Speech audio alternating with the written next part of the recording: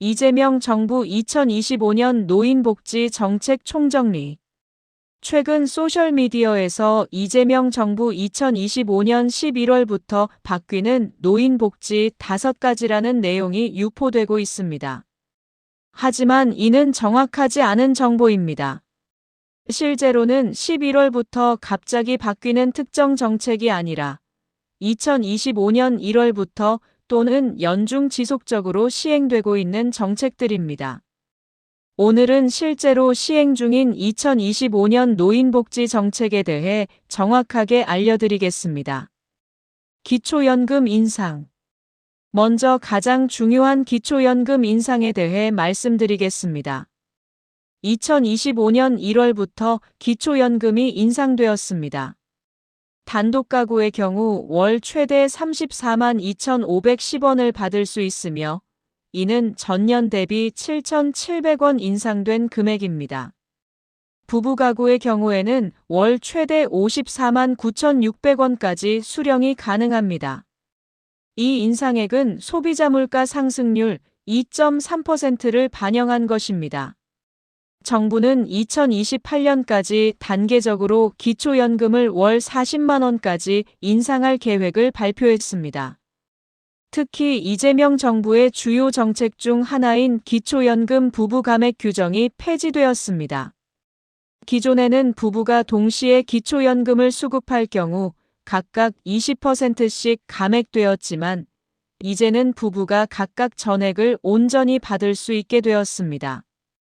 노인 일자리 역대 최대 확대되고 2025년 노인 일자리는 역대 최대 규모로 확대되었습니다.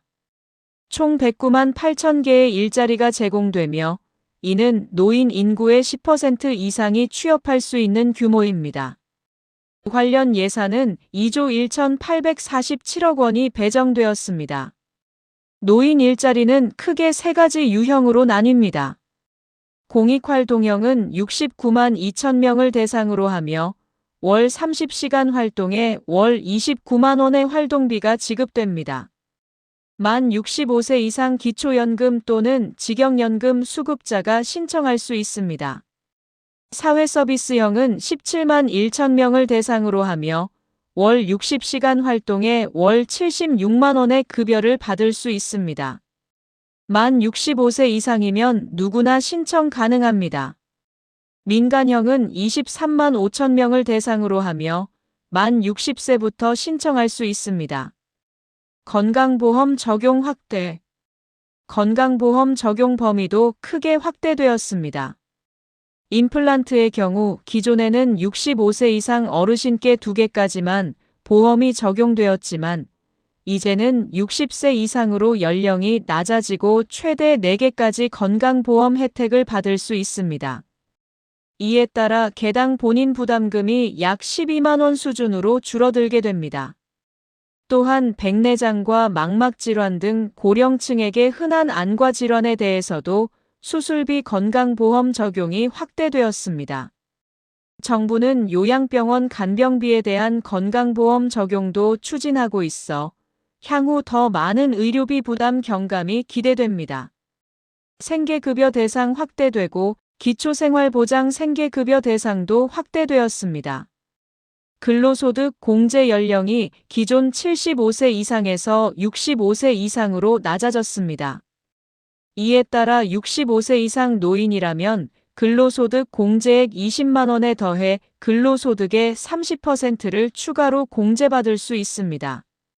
소득 인정액이 낮아진 만큼 더 많은 가구가 기초생활보장 혜택을 받을 수 있게 되었습니다. 평생교육 및 복지 서비스 확대되고 노인 전용 평생교육 바우처가 신설되었습니다. 기초생활수급자 및 차상위계층인 만 65세 이상 노인 중 연 8천 명을 대상으로 연간 35만 원 수준의 바우처가 지급됩니다.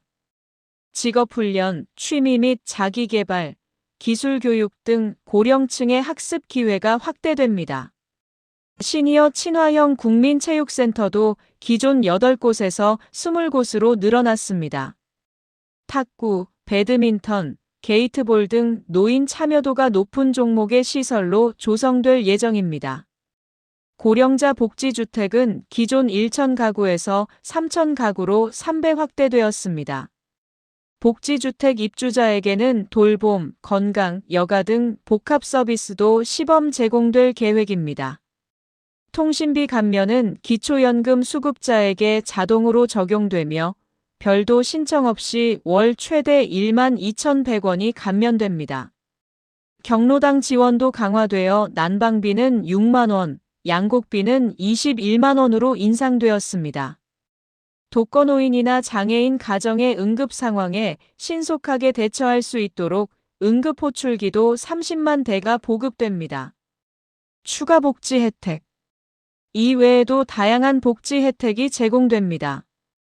운전면허를 반납하는 고령자에게는 지역화폐 10만 원이 지급되며 전국 대중교통 무료 패스와 연간 5만 원 상당의 문화이용권도 제공됩니다.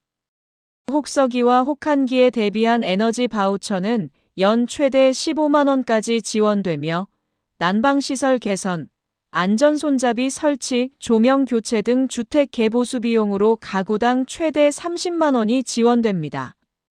재택의료 서비스도 전국적으로 확대되어 거동이 불편한 어르신을 대상으로 한 방문 진료 서비스가 강화되며 월 50만 명 이상이 이용할 수 있도록 인프라가 확충됩니다.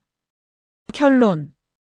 정리하자면 11월부터 갑자기 바뀌는 특정 5가지 정책은 없으며 대부분의 정책은 2025년 1월부터 또는 연중 지속적으로 시행되고 있습니다. 소셜미디어에서 유포되는 부정확한 정보에 주의하시고 정확한 노인복지 정보는 보건복지부 공식 홈페이지나 주민센터를 통해 확인하시기 바랍니다.